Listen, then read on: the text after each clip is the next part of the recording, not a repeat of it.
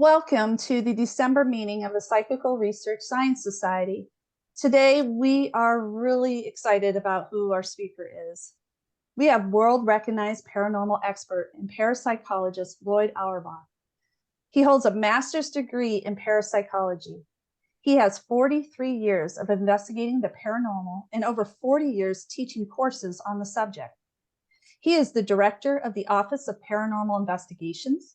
He is the president of the Forever Family Foundation, an adjunct professor at the Atlantic University, and is on the board of directors of the Rhine Research Center, where he teaches online parapsychology courses through their education center. He is the author, and let me show you some of his books. He is the author of about 9 books. He also has co-authored some of those books on the paranormal for the general public. The first one is the ESP Wars, East and West. His second book I want to mention, and again, if you see the screen, it's up there, is Psychic Dreaming. He has also an ESP Haunting and Poltergeist, a parapsychologist handbook. He's also co-author of the paranormal mystery novel Near Death, and the second book for that series, Afterlife, is due next month, which we're really excited about. Since the early 90s, he's been a professional mentalist, performing as Professor Paranormal, having jumped into magic as an outgrowth of his graduate studies, leading him to serve as the president of the Psychic Entertainers Association from 2001 to 2005. He also holds a certificate as a professional chocolatier, and I have a link to his website up there, Haunted by Chocolate, if anybody's interested. It's an excellent holiday gift. He's also appeared in thousands of numerous national TV and radio appearances, I believe, too. And he currently is on episodes of The Unexplained with William Shatner and Surviving Death on Netflix, if you have a chance, if you have Netflix, to see that.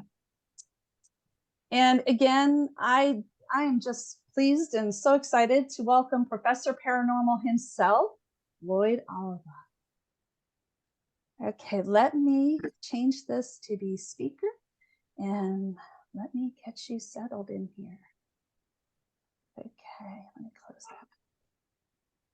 Well, welcome. Thank you so much for joining us. Good morning, everybody, or good afternoon, wherever you happen to be. Yeah, okay, I'm here on the West Coast, so it's still morning. Okay, and if anybody is having a hard time hearing any of this, please let us know through the chat. First off, we just are so excited to have you speak with us, but I personally want to know, what led you into the field of parapsychology? What would bring you to do this as a career? Well, my interest in the subject goes way back to when I was a kid. And I really target television and comic books and science fiction books that point me there. I mean, I watched monster movies and things like that as a kid. But I know so many ghost hunters today come in through the horror end of things. I came in from the sci-fi and comic book end of things. And actually, I was a little science geek, very interested in astronomy as well as other sciences. And when interestingly enough, I heard the term parapsychology for the first time on Dark Shadows. Some of you may remember that soap opera from the 60s and 70s. And I went to the library to look for books on vampires and werewolves, because that's what Dark Shadows was about, folklore. And right in the same section in the Dewey Decimal are the books on parapsychology. Very sad thing for my field, but a good thing for me. So I discovered the science books probably when I was about 12 years old by J.B. Rhine and a number of others in the field. And I got very interested in the science and the experimentation. I was always reading books on ghost stories and things like that beforehand. Had never occurred to me at that point to become an investigator as well. But I did start a parapsychology club in my high school in Elmsford, New York, with the help of 2 of my teachers, actually the earth science teacher and the physics teacher, interestingly enough. And we met with New York area parapsychologists. I had a neighbor who knew several of them. So it was really kind of a fun thing for me to really get into the professional end of things. I studied anthropology in college after a year of physics, cultural anthropology, looking at belief systems around psychic phenomena, around magic and such. And then timing wise, I lucked into the fact that they had just started a parapsychology program at John F. Kennedy University. which was here in California. They're now part of the National University System under that heading. And I just had, I guess the universe was pushing me in that direction. So I did learn in grad school that I preferred to be out in the field doing investigations more than in the lab, mainly because I didn't like the statistics. Math's okay, but wasn't for me. And of course, I've been keeping up on that area. So I really started my first investigations in 1979 as a grad student. And then after grad school, lucked into a job at the American Society for Psychical Research, and then back to JFK University a couple of years later. So I've been in the field for a very, very long time. But again, I think the universe was either giving me opportunities, or my psychic ability was finding those opportunities. Well, let's talk about that. You mentioned you were a mentalist and a psychic Yeah. entertainer. So how does that fit into your work as a parapsychologist and paranormal investigator? So I always love magic. I mean, I think many of us are fans of magic anyway. Never got into doing magic as a kid at all. But we had a course at JFK University, a graduate course taught by a local magician, which was looking at mentalism, which is simulating psychic ability and similar things. That's kind of the best way to put it, using magic and other things. I mean, a lot of the fraud that was done, there was real mediumship and fraudulent mediumship in the history of spiritualism, right? And a lot of the fraud was either based on stuff that stage magicians had figured out were doing, or it was the other way around. A lot of the fraud actually stimulated magicians to come up with illusions as well. So we had this course that taught us about how to look at potential psychics and psychic fraud and all of that. And I started performing. I had done a little comedy in college, and I started for the 80s. I was a comedy magician, working in comedy clubs and private parties. And then couple of my colleagues had really, I could say, mentors who were not really in the field of parapsychology. Chuck Honerton, who was one of the Gonsfeld researchers, like the main guy, and Marcello Truzzi and Scott Rogo all encouraged me to be a performing magician, because there was so much coming from the skeptic side, from the amazing Randy, that they wanted somebody who knew something about the subject from a performer perspective. And then I moved into natural evolution from the comedy side that I did. So I started that in 1990 with a seance show that I did with a friend of mine, in fact. So, but it's helped me so much. Being a performing magician and mentalist is much better than just reading about it, because you see how people react and you see what people remember after talking to them after a show, why they remember certain things differently than what actually happened, as well as understanding how people's attention gets diverted. So it's really helped me in looking for alternative explanations for at least some of the stuff that happens in an investigation. Since even in the best apparition, ghost cases, we have some things, because people are on edge, that they have mislabeled as paranormal. So I have to kind of parse that out to figure out what's really going on. That's a long-winded answer.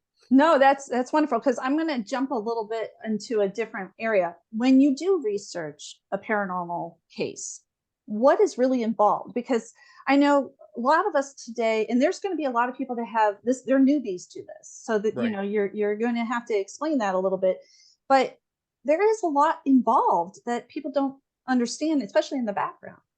Well, first of all, I have to tell you that those reality shows are not reality at all. They're focused on what the production folks do. My background, I grew up in a TV family. My dad worked for NBC. My uncle Larry was the director of Love of Life, One Life to Live for a bit, All My Children a little bit. And I have family still in the television industry. And I've been behind the scenes and in front of the camera since the early 1980s. The things that I was asked to do when I was on camera in the 1980s were just, sometimes would just leave me with my jaw dropping, simply because they wanted to make it spooky. It was almost always around Halloween. They wanted to turn the lights out completely. Thank God for the camera guys who said, well, then you can't see anything. We didn't have night shot cameras at that point. So the TV shows have evolved around what looks best on television. And part of that is the controversy or conflict or discussions between the investigators. most of whom today, and the ones on television, most of whom have no background in parapsychology. In fact, one of them from Ghost Hunters at a conference panel that I was on, actually stated that there was no literature before the 1990s on the subject. So I interrupted him. So it's that kind of thing. So forget about what you see. What we do, first of all, is we have to have a story. We do not, folks in my field don't go to spooky places. There's no point. The story could be folklore or a rumor, but we prefer to have either historical record of people who had experiences, or most importantly for us is more current witnesses. I want somebody to talk to. So when I tell my students in my field investigation class is your best skill, there's two best skills in doing investigations. One, interviewing, which involves asking questions and listening, and then asking more questions. And two, observation, which you can't really do in the dark. In fact, darkness is the worst time to try to do this. Plus, we know from well over 140 years of research in this field that ghosts, that apparitions, and most of the phenomena happens during the daytime or when the lights are on, if it's early morning or late at night. People have those experiences. Ghosts rarely wake people up in the middle of the night. So those are two main things that we focus on. When one does an investigation, you ask a lot of questions up front. I mean, I don't even go on an investigation without having the ability to ask people questions on the phone or on a Zoom session first, because sometimes we can figure out that it's a normal explanation. We want to talk to, if there's more than one witness, we want to talk to everybody. Then if we go to the site, and most of what people in my field do tend to be private homes, occasionally businesses, we, again, interview everyone who's had an experience. We interview them as a group, we interview them individually, we have them take us around the location, we interview them again where they say that things happened, and we're constantly looking for alternative explanations for what they're saying for a particular experience. Because again, we want to try to get it down to what is paranormal here. And then we also look at, of course, how it fits in with what we've learned over 140 years of study at this point. On occasion, I get a question sometimes is, how do you know somebody calling you is not mentally unstable or something else is going on? It's because their story doesn't fit most of the time. It doesn't fit with the patterns that we've seen worldwide. So you're saying that paranormal isn't just because it's spooky or weird. You're saying there's data and patterns and studies that prove that there is something to it when it is labeled phenomena. And actually, the word paranormal, which was first used in the 19th century, simply means on the side of normal. And we would include not just what they say on TV. I mean, people on TV talk about paranormal being apparitions, hauntings, poltergeists, that stuff. Sometimes they'll talk about UFOs, which doesn't even fit with this phenomena. And actually, if you talk, paranormal refers to anything in the psychic spectrum. So it includes ESP and psychokinesis, mind over matter, which are both involved actually in apparition experiences with ghosts. The mediums are using ESP to communicate with spirits, for example. Can you elaborate more? Because that's a question I had for you. Explain what ESP is, especially because we do have some newbies, the people that are just getting into this. But how does this relate to it? ESP, or extrasensory perception, that was a phrase that was coined by J.B. Rhine back in the 1930s at Duke University. Refers to any experience or perception, because the P in ESP is perception. And extrasensory, people talk about a sixth sense. It is not a sixth sense. When we talk about senses, we're talking about things that have physical structures in the body. And so far, we have not determined that clairvoyance or telepathy or precognition, which are all part of extrasensory perception, have a structure in the body. Our sixth sense technically is our sense of balance. And then, according to a lot of biologists now, we may have other senses like a magnetic sense, which some animals have. So we don't talk about it being a sixth sense. It is non-sensory or extra, in other words, beyond sensory perception. So think of it this way. I see something. I'm looking at this screen right now with all of you on it. And I'm also got a series of bookshelves behind me, so I can see all that stuff. But what I'm looking at through my eyes is reflected light. I also have a ring light that is directly on me. So that's actually generated light.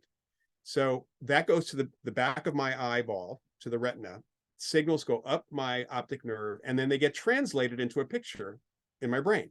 That's perception. So that involves sensory and processing. And the end result is perception.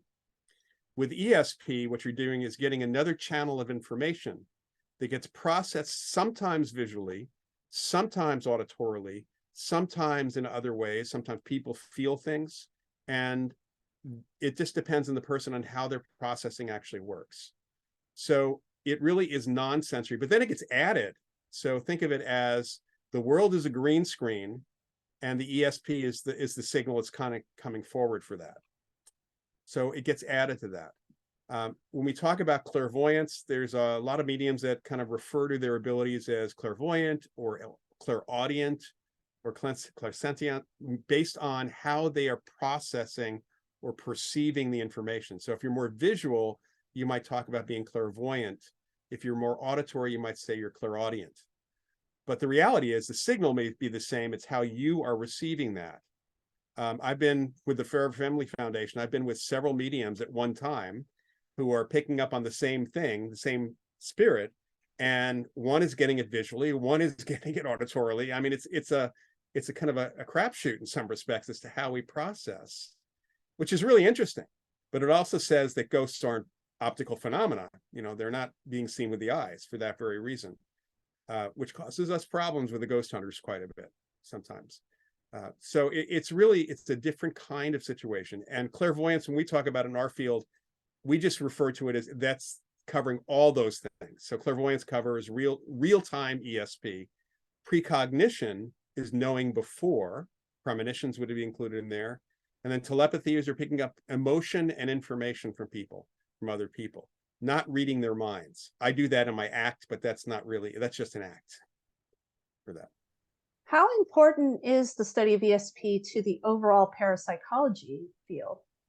It's probably the most important thing and central to even experiences of apparitions and hauntings, not so much to poltergeist phenomena, which is all physical, but it's central to almost everything in one way, shape, or form.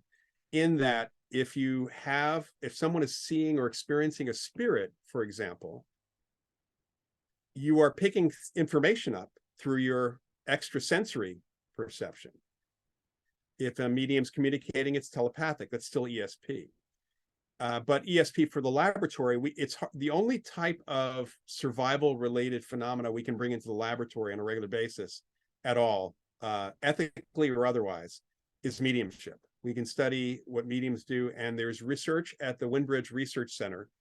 Julie Beisel and Mark Bacuzzi, they have some of the most controlled research in science, forget about parapsychology, in science in general, where the mediums have to use ESP to even find who the spirit might be, because all they're given is a first name. It's extraordinarily controlled in that way. So ESP is involved when we're studying things in the laboratory, even with mediums. The question with mediums, of course, is, are they reading somebody's mind or picking it up from the world, or are they communicating with spirits? That's one of the pieces of the research. For ESP research, there's all variations looking at precognition and clairvoyance and things like that. Remote viewing falls under ESP. That's a form of clairvoyance or precognition, depending on how you look at it. And there are people in my field, a few folks who have put forth the idea that a good amount of psychic experiences people have are actually precognition, where you're not really picking up on, let's say, the target in the envelope that somebody's holding, but when they show you the target afterwards, you're actually picking up. So right now, I would be picking up not the target that's being held in front of me in an envelope, but what the target's going to look like when it comes out of the envelope. Almost like I'm reading my own mind from the future. And there's some good awesome evidence, at least for some experiences, and that's actually true. Okay, so wow, I have so many questions that I want to ask you, but let me go first to the whole remote viewing in ESP. Yeah. You co-authored the ESP Wars East and West, and obviously it's looking at the Soviet and the American studies. And as we all know, in the last 3 years, the CIA papers have, the groups just now getting into it are talking about these papers that most people in parapsychology have already known about because of Bob Monroe or because of the Rhine Institute. What can you tell us about the findings that now are public because the CIA reports are out? And what do you think about all this new interest in this? Well, there was that data dump the CIA did, although Ed May, who's the main author of the book, was the program director for Stargate from 1985 to 1995 when the program was shut down. The program actually started out being overseen by the CIA. It ended up being, the last couple of years, being overseen by the CIA. But in between, it was bouncing around from oversight to the Defense Department, DARPA, a lot of defense intelligence, a lot of different agencies were involved in this. The data dump, actually, Ed had got access to that probably 5 years before. In fact, I have had it on my computer, all 90,000 pages of it. And then when the data dump happened, interestingly enough, it was about the same time that Ed May and Sonali Marwaha, Sonali is a researcher in India who works with Ed, had gone through all 90,000 pages. Actually, Sonali had gone through that, parsed it down, because if you look at the CIA data dump, you'll find that there's really good reports on the actual remote viewing sessions, although many of them are redacted, partly because of the assignment. What was the location? Was that classified? That kind of thing. In fact, the whole program was running side by side with Ed May, Russell Targ, Hal Puthoff, and others doing public research on remote viewing with some of the same viewers that they were using in the Stargate program. So you have the assignments, the missions that are classified, but the research itself we knew about, we just didn't know it was being done classified wise. In that 90,000 pages, there's a ton of irrelevant information. Apparently, if someone at the project collected or snipped out a newspaper article from the New York Times and put it in the file, when the CIA got it, they stamped it classified. If there was a memo asking for office supplies from the program, that was stamped classified. So Sonali actually went through all of it and distilled it down into 4 volumes that have been published by McFarland of kind of really the results of everything and some of the political stuff behind it as well, including she found that there were sometimes memos or other reports that were redacted differently, same memo redacted by different people. So she unredacted them by combining the unredacted parts of it, which is pretty interesting. The main thing I can tell you that Ed always likes to talk about is that 21 government agencies came to the Stargate remote viewers over the years for remote viewings. 17 of them kept coming back. So the last couple of years the CIA had it, they were handed it at a time when the CIA apparently was also under fire. There was a point in the 1990s when the CIA might have been defunded. And that's when they actually got the program. So they divested themselves any way they could of any project that caused budgetary concern, even if it was for $100,000 for the year, or anything that had political concern for them, or maybe general public concern. And that included the remote viewing program.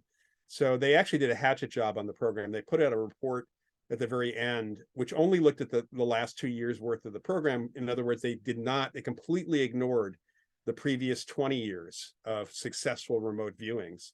And that gave them a justification to cut the program, which is kind of unfortunate. The gentleman who boxed up the material in California and other places to be sent to DC, to the CIA to be looked at, boxed it up and sealed it, told Ed May after the CIA report came out that he went to check on the boxes and see where everything was, and none of it had been opened. So they didn't really review it. So our book really, which includes a really good section by Joe McMoneagle, who was the #1 viewer, the most successful viewer for the program, and continues to do remote viewing. Ed's history of everything. Ed and Joe in the 90s got to know some of their Soviet, or actually Russian counterparts. It was not even Soviet at that point. So that's the only book on the remote viewing programs that includes the Russian side. In fact, our foreword is by Nikolai Sham, who was the deputy director of the KGB as when the wall fell. And for me, working on this, I was brought in not directly into the project, but I was brought in to add to the book a little bit on history and also kind of conclusions, and also kind of really make it an even keel, because the writing was a little bit different from each person that was there. And I was absolutely blown away by some of the Russian stuff, not only on how they use remote viewing, which was less about spying and more about law enforcement. So effectively, the KGB within Russia used remote viewers the way the FBI very occasionally use psychics here in the United States, to great success. So, and they're military trained people too. okay, so in your expert opinion, do you believe the US government believes in mediums and psychics, in people that have these abilities? Do you think that they do? I would say that there are people in the US government, in the various agencies, who do believe that. People at the Pentagon who do believe that. Absolutely. I mean, they made use of these viewers. And there are certainly people in the Russian government that make, still to this day, in fact, I know that a couple of them are still active. A couple of viewers there are still active. So they do that. We don't have a program going at this point, mainly because everything, is so weird in the political side, that if any word got out about that, one side or the other would be using that, in ways that wouldn't be good. But it's not unlikely that someone in the government has been consulting with some remote viewer. Because if I'm working for an agency and think, we need information about this, why not? I just won't tell anybody I'm doing it. So okay. Okay, so moving on from there, I know that you're working with other people in this field and they're doing studies. Is there any experience that involves any type of phenomena or paranormal that stands out to you in all of your 43 years that you could share with us? Well, I think that the one thing that stands out from everything else, even the true materialists in our field, because we have people who are materialists who don't believe in life after death as well. We have our own internal philosophical break. The one thing that even some of them have scratched their head about, is the children who remember previous lives. The reincarnation work that's been done at the University of Virginia, originally by Ian Stevenson, then now by Jim Tucker, and also Erlander Haraldsson from the University of Iceland, up until his death, for decades, was working on these kinds of cases. And some of them are so incredible in terms of the amount of material that a 2 or 3-year-old kid comes up with, that allows them to identify the previous person, and even track back and sometimes interview those folks. There's some amazing cases from around the world. Those are called solved cases when that happens. That there's literally no other explanation that we can think of right now, unless you want to go to possession, which doesn't seem to fit at all.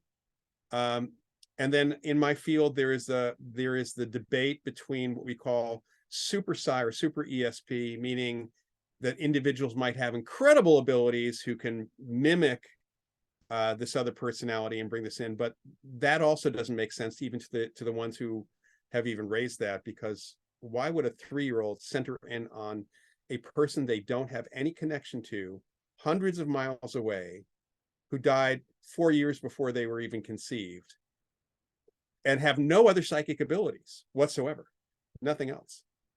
So it seems to be something more. We don't know if it's exactly reincarnation, but there's a lot more to this. And then we also have to remember that over 1.5 billion people believe in reincarnation around the world, although there are different flavors of that. Sorry, I've got bout of muting me. Also, what criteria do you judge anybody that claims to have that super ESP, or can say that they're a medium, or that they speak with the dead? What criteria do you judge them to prove that they're authentic? Well, there are different claims. First of all, there are people who are psychics who can't deal with spirit at all. And then there are mediums. Some mediums can read living people. Many mediums cannot. So we have to kind of tailor, first of all, find out what they can do, what they think they can do, And then we may have to, if we're going to test them or examine what they're doing, we have to pay attention to the information. Today, there's a big issue today because of the internet that anyone could really do some information mining on a potential client, for example, by going to their Facebook page, their social media. I mean, that's the problem. It's not even so much, if you go back about 20 years, people were still concerned about, well, you can do some research and find out where they live and what their house looks like and things like that. But you didn't know, and maybe their hobbies if they talked about them to somewhere online with email or something. But today it's so easy to find other people they know, where they've been around the world, the kind of food that they like, because people overshare on things.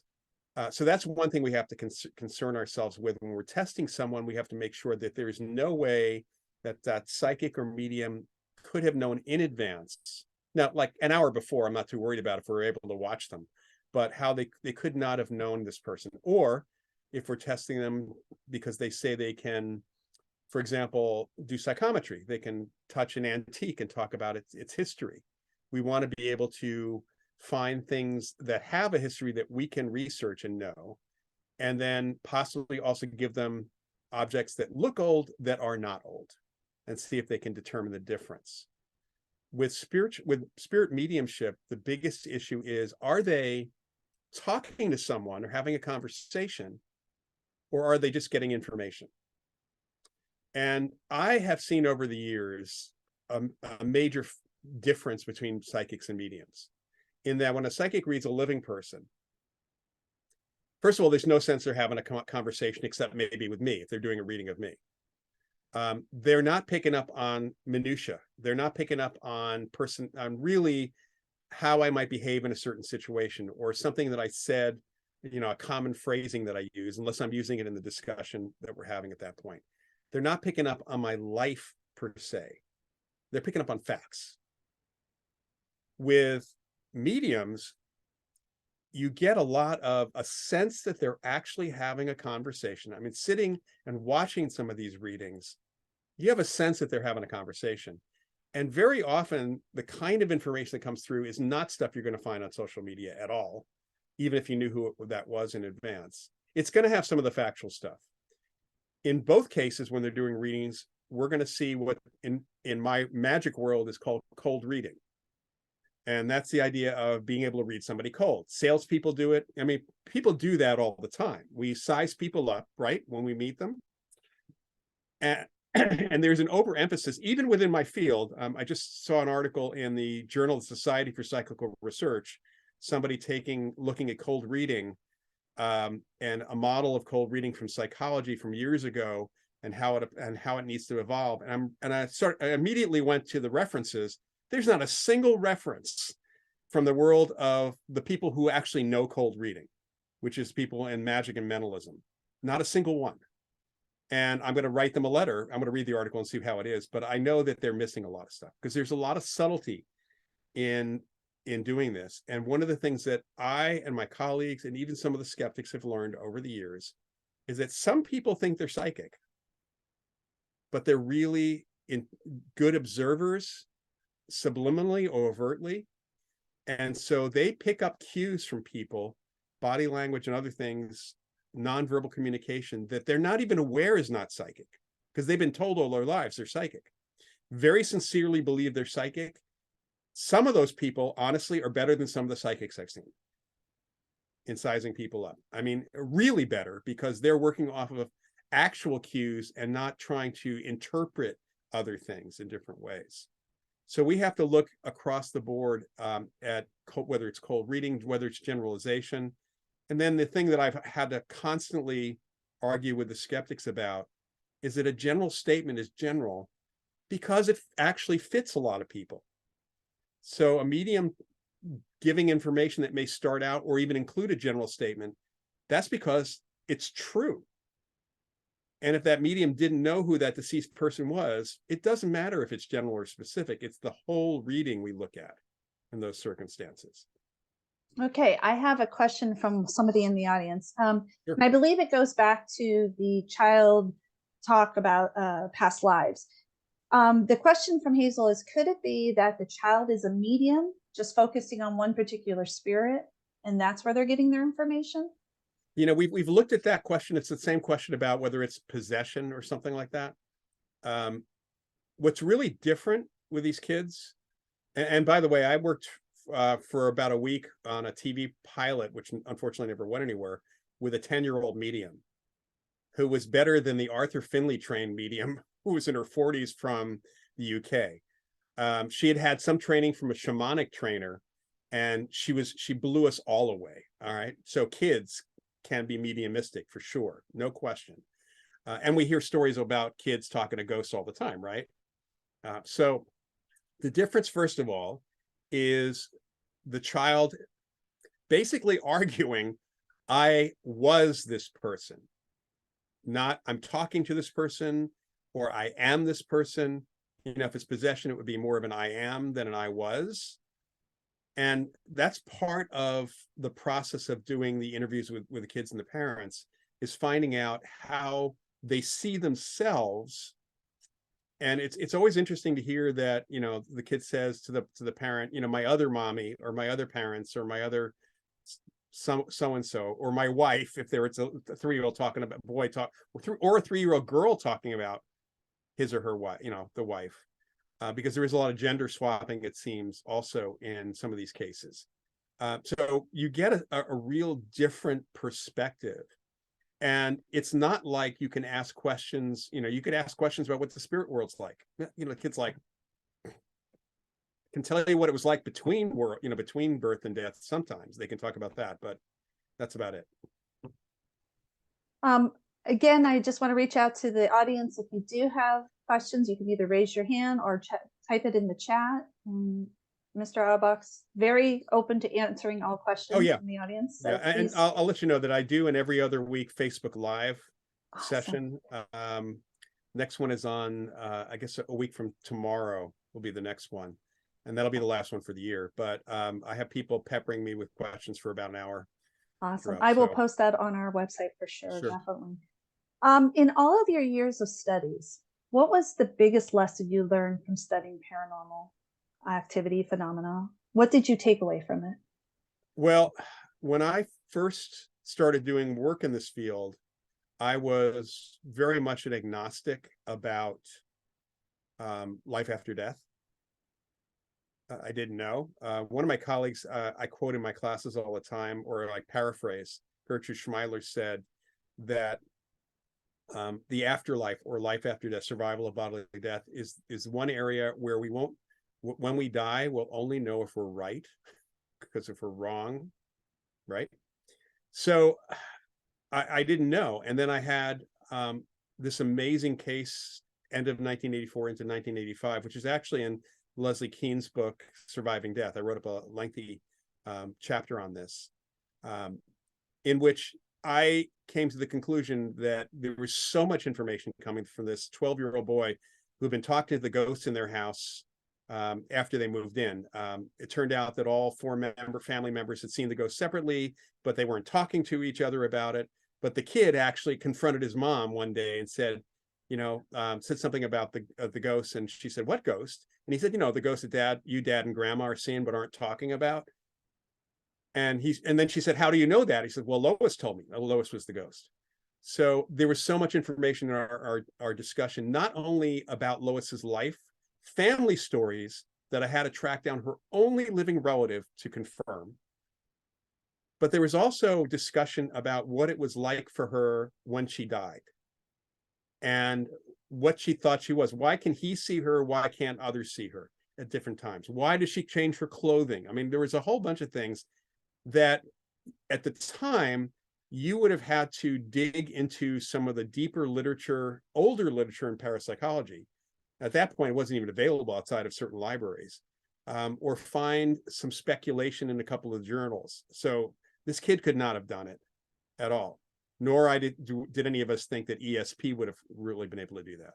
So that really convinced me, and then from there, and I'd already worked with a psychic who also did some mediumship when I was at the ASPR, but I started really looking into that because I was fascinated by the whole subject. I do have a question about Lois. Do Mhm. you believe she is a stuck spirit or just choosing to stay around? Oh, choosing to stay around. We don't find folks being stuck by the universe. They are stuck by themselves. So in Lois's case, the reason she came, but she didn't go anywhere. Well, first of all, this is something we do here through psychics and mediums. They didn't know where to go because they didn't see the light.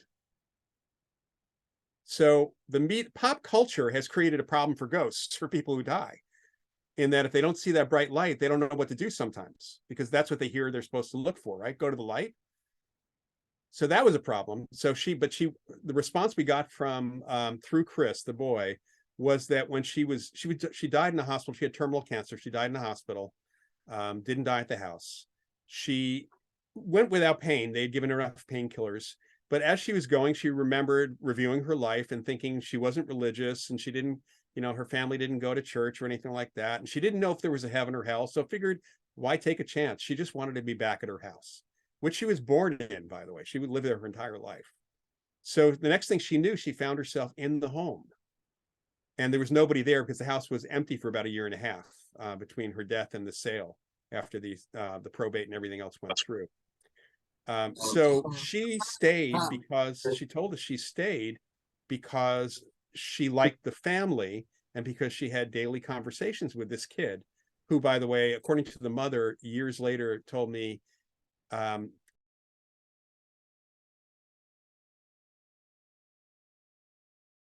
Sorry, you got muted. I'm sorry. I'm sorry. okay, where'd I lose you? All You're right, good. You're so good. all right, so when I talked to the mother later on, and I followed this case for many years, uh, her, Pat said that Chris was a really good kid. He was very popular with girls in high school. He was a good-looking kid, but the reason apparently was because he would ask Lois questions about dating, about girls, and something he'd never be able to do. No teenager can do that normally, right? So he had good advice growing up. So she was sticking around for a while. I don't know if she's still there. I haven't talked to them in over 10 years at this point. But what we find is that people who die, according to the mediums and the psychics who talk to them, who stick around, that they're only stuck by their own admission. They don't know where to go because they didn't see the light. That's one thing that we hear quite a bit. They're possessive. They're still in denial that they're dead. We hear that a bit, more than a bit too. Sometimes they just want to play a bit before they move on. That happens in a number of places. Sometimes it's because they have a purpose. So, for example, one of my cases that I've been dealing with since 1998 is the USS Hornet Aircraft Carrier Museum. And there's over 50, based on descriptions, over 50 apparitions there, all military, or having been attached to the Navy at some point in their lives. Some of whom apparently served aboard the Hornet during its almost 30-year activity in naval life. Some of whom, a few of whom seem to have come from the previous USS Hornet, which was sunk at the Battle of Midway. And several of whom, in fact, a large number of them, died in civilian life. They did not die aboard the ship. But the ship, when it was in 95, when it was brought down to the Alameda Air Base, to Air Naval Base, to be just for the ceremony of the closing of the base during the Clinton administration, it was scheduled to go back to Bremerton, Washington, be scrapped for $6 a ton. And it was a very important ship historically, because it was not only the lead ship in the Pacific Fleet during the last couple of years of World War II, but it was also the ship where Apollo 11 and 12 were recovered. So the spirits apparently came back to make sure that things went well for the ship, that supporting the foundation that developed to make it a museum and so on. And they're still very active, because oddly enough, one pathway of revenue for the ship is overnight ghost hunting. So the paranormal thing, which I brought to the forefront, I brought out into the public, into the media for them. It was another form of revenue for the ship, to keep the ship as a museum going. We talked about that in my November newsletter because I just thought it was fascinating to see that. Hazel again wants to ask, do you believe in demons, attachments, evil spirits? And if so, will you please discuss your experience with such things? I don't believe in demons. I didn't grow up. I grew up in Reform Judaism. We don't have demons. We don't have the devil, or hell or anything like that. But also in college, I studied cross-culturally, looking at magic and supernatural beliefs, psychic beliefs around the world in various cultures. And one thing struck me is that different cultures have different interpretations of what they call evil, for that matter, whether spirits are evil. So I don't see actual non-human entities that represent good or evil. And in fact, if you look at the Old Testament, you don't want to see an angel, because that means something really bad's about to happen. So really, we look then at the personality of the spirit. Okay, I haven't run into any, or have no cases, and even in our history, we don't have like mass murderers who stick around as spirits. In fact, people who are killers, convicted, we have convicted murder, a couple convicted murderer cases in the record, where one of them actually, the apparition helped prove that he was innocent after he was executed. So we have a couple of those. We don't have like the real bad people sticking around, it seems. But I will say that there are people who are bullies in life, who are arrogant, maybe narcissistic, a-holes, if I can say that. And those people sometimes stick around, and they're not people you want to be around, but they're not necessarily evil. I think it's really important to separate bad things people do, and even sometimes evil things people do, from a person being pure evil, because that's pretty rare in our society. There's a great book called The Science of Evil by Simon Baron-Cohen, who happens to be related to Sacha Baron Cohen, Borat, as it happens. And it's a great book talking about defining evil as a total lack of empathy for other people, a lack of emotional care or understanding of other people. So what you do is no different than what you do to a rock. So for them, they're not doing evil. That's why they can claim they're not evil. For the rest of us, they're doing a very evil act. Attachments are a different thing, however. We do, I certainly have run into situations, and I know that there are traditions even in various cultures and religions, where a spirit that's still sticking around might glom onto someone who is typically very similar in personality, and sometimes can exacerbate an issue. So for example, someone who is an alcoholic in life who's sticking around might actually find another alcoholic and glom onto them, because they can kind of like experience drinking again through that alcoholic. The problem being that exacerbates the problem for that living person. So there a friend of mine who has a hypnotherapy school here in the Bay Area. One of the things she teaches is spirit releasement therapy through hypnosis, and that seems to work pretty well. And I've had situations where people have said, I have an attachment, and I work with a medium, and they say, yeah, there's no attachment. This person just has their own issue. So we do kind of check that out as well. So do you support the work of like Dr. William Baldwin, Dr. Michael Newton, and all that, using hypnotherapy or hypnosis to get a person to a conscious level, then super conscious level, to talk to spirits and talk about their past lives? Do you sign up for that? Past life thing is, the past life piece is impossible for us to verify at all. For most of these I've got folks who do past life therapy. One of my colleagues actually makes his living doing hypnosis, and he's done thousands of regressions. And past life therapy is an amazing therapeutic tool. I mean, no question about that. It's one of the best brief therapy types out there. The problem is that it doesn't necessarily prove reincarnation. When we have these little kids who are untainted and have no information in their heads to speak of, and can provide facts and figures and information, that's different than an adult who's hypnotized, because the active hypnosis is a form of cooperation. And so when someone tells you you're going back before your birth, you're going to, if you're under hypnosis, typically. And what you come up with is a story that can definitely relate to what's going on in your life now. But we have so much information in our heads that we don't even know we have. Conversations we overheard at restaurants that we weren't even paying attention to, all that goes into our ears, and it's in our heads. So there can be stuff, if you ever are doing a trivia contest and you answer a question, you don't know where in the world did I know that from? Yeah, that's because you overheard it somewhere on the radio, on TV, or read it somewhere. So with past life regression, we have to be very careful. But I will say the hypnosis to communicate with spirits is really interesting. It can definitely work. I actually used it on a case that we did for the TV show Sightings. In fact, I had one of my students who was a hypnotherapist hypnotized the 16-year-old girl in the house who had seen the ghost, and under hypnosis told her she was a medium and she should communicate with him. And we got factual information. We didn't just get the communication. We got information that actually led us to solve the case. Who was this guy? What can we do? How can we help him? That kind of thing. So that can definitely work. Okay, I have a question from Bobby.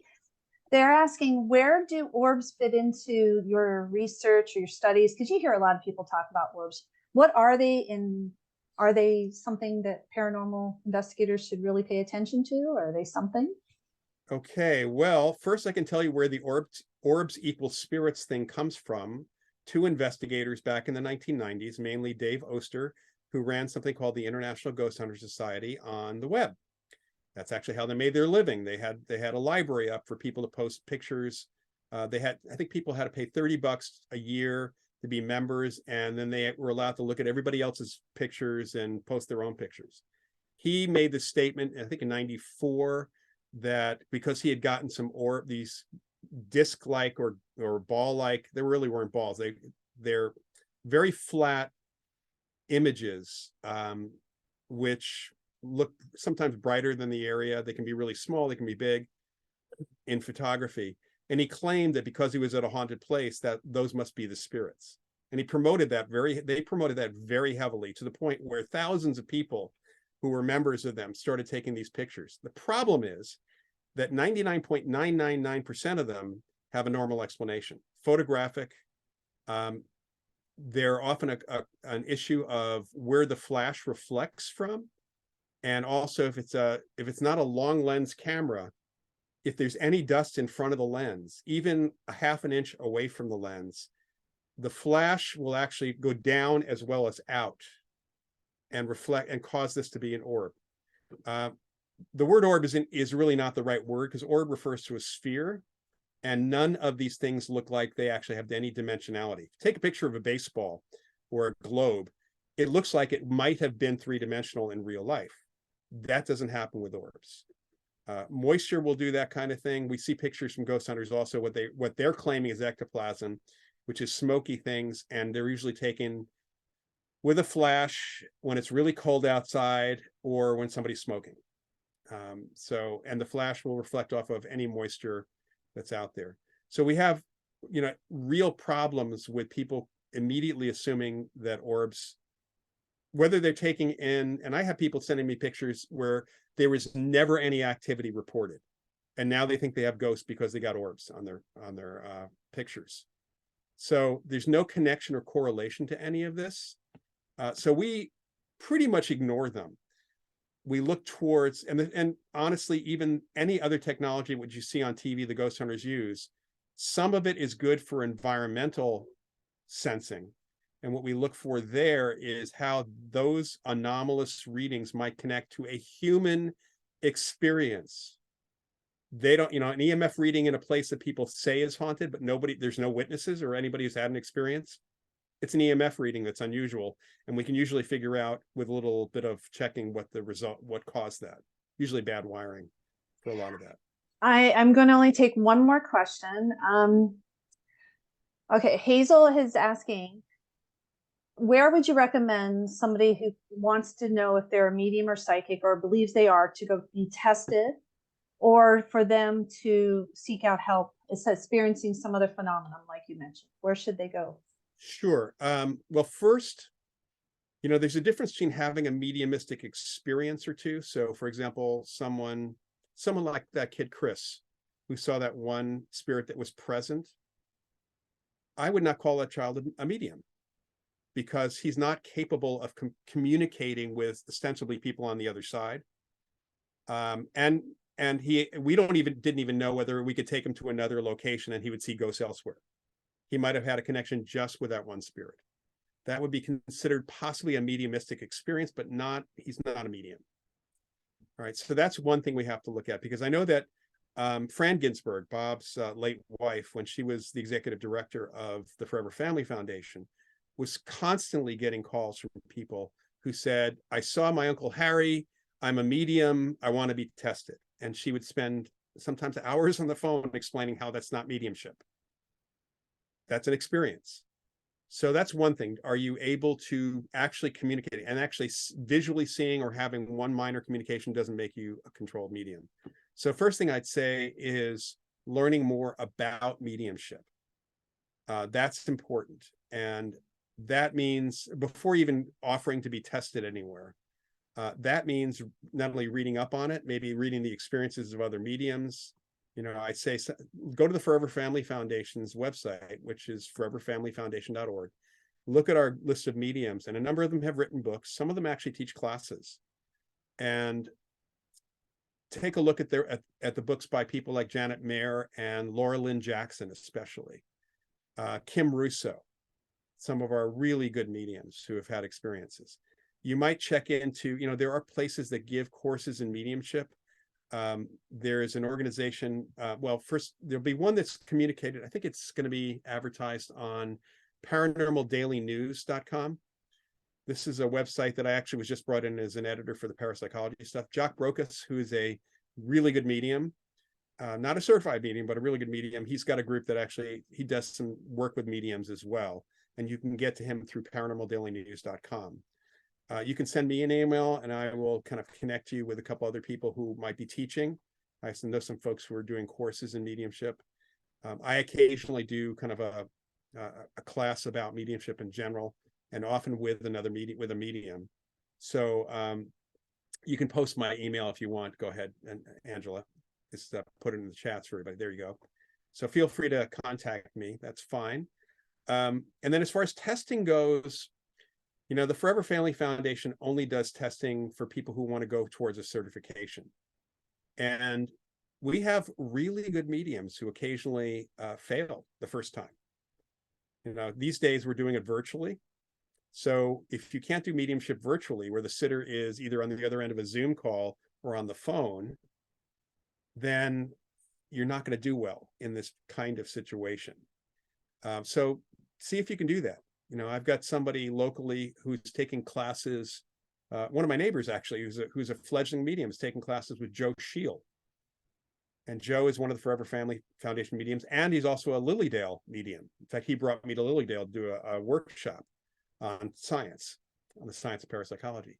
So that's the pathway I would suggest. And then when you feel like you can control and you can do things, and then try doing our certification, and don't feel bad if you don't do it the first time. We have one really good medium who had 3 tries. She didn't have 3 strikes, she had 2 strikes. Whatever happened that day, things didn't go well for her.